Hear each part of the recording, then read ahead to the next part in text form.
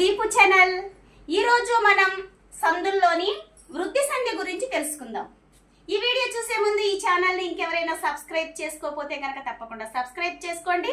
Video మొత్తం చూసిన తర్వాత తప్పకుండా లైక్ చేయండి.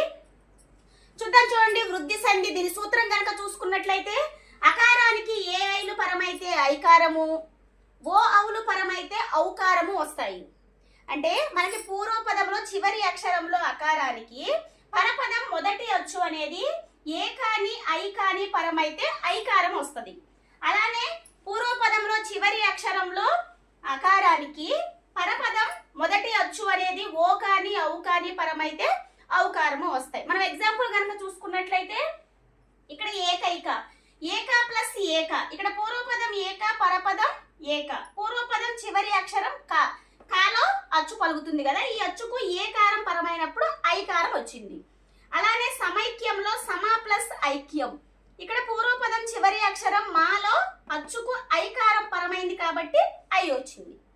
అలానే పాపౌఘములో పూర్వపదం పాప, పరపదం ఓఘము, పూర్వపదం చివరి అక్షరం పాలో ఇక్కడ అచ్చునకు ఓకారం పరమైంది కాబట్టి ఔకారం వచ్చింది.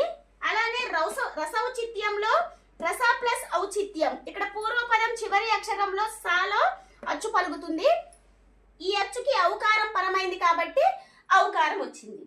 ఇది వృద్ధి సంధికి సంబంధించినది.